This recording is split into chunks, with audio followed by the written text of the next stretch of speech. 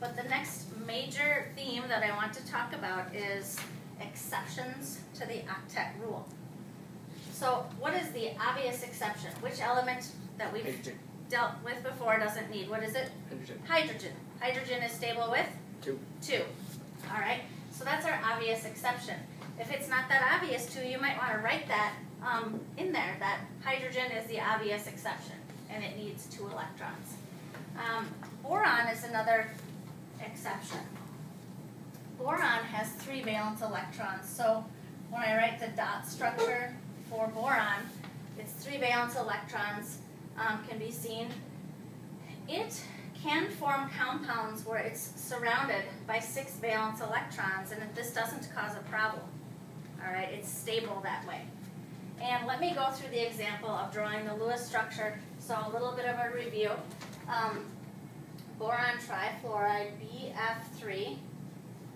The first step always is to count the valence electrons. Boron is in group 13 or group 3A, so it has 3 valence electrons. Fluorine is in group 17, so we have a total of 21 coming from the fluorine. So 24 electrons. If we connect them all with single bonds, which is the next step, I have just used 6 electrons, which leaves 18. Now the next step would be to start distributing them on in pairs. 1, 2, 3, 4, 5, 6, 7, 8, 9, 10, 11, 12, 13, 14, 15, 17, 18.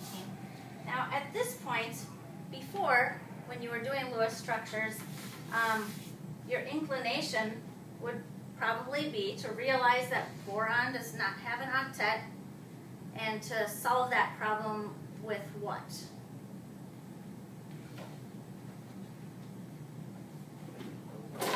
Right, by putting a double bond in, you could take one of the electrons pairs, put a double bond in, and that would fulfill that. But boron is an exception. For one thing, you can never have a double bond going to a halogen, which is your group 17 elements. And another thing, boron is an exception. It is stable just like that.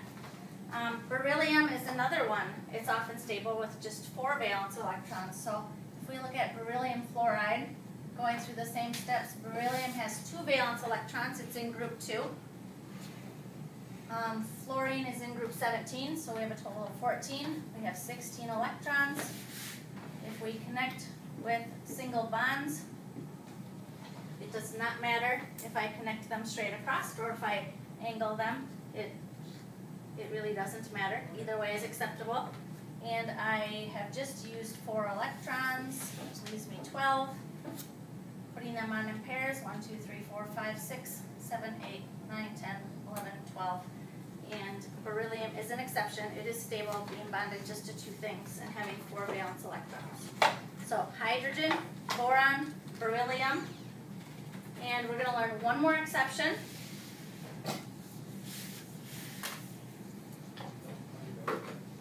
And that is expanded octets. Sometimes you can have an element surrounded by more than 8 electrons. And the 2 examples that you see here are PCl5 and SF6.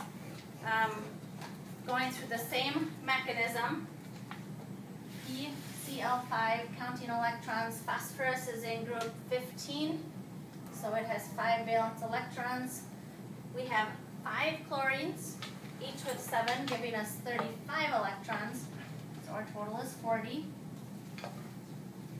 If you see a formula like PCl5 or SF6, you can assume that this molecule does exist, and you just have to put them around that central atom and realize it's one of the exceptions. So putting phosphorus in the middle, all single bonds to the chlorines. I have just used 10 electrons, which leaves me 30. The phosphorus does have 10 electrons around it, which is a deviation from the octet rule, but this is an exception. So I'm going to distribute the 30 electrons in pairs. 1, 2, 3, 4, 5, 6, 7, 8, 9, 10,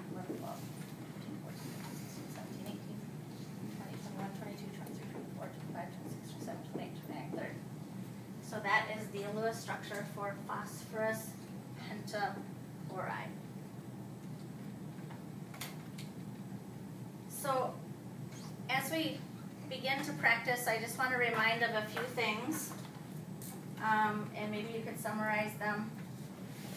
Hydrogen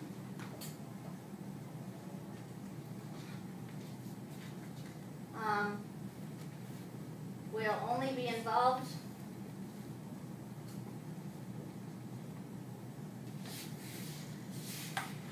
in one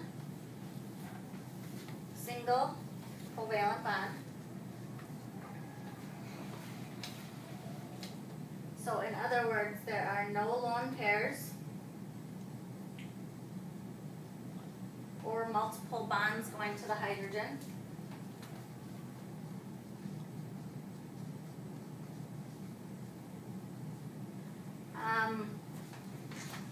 Halogens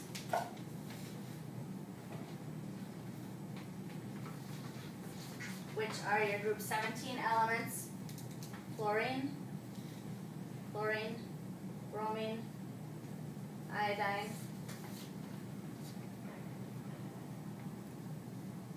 will not be involved with double bonds.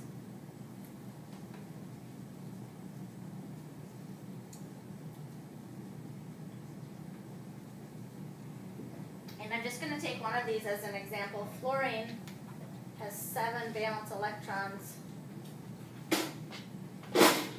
Remember that I said that whenever you have an electron by itself within an element, it's a potential bonding site. You can't have, there's not more than one electron available for bonding in your halogens.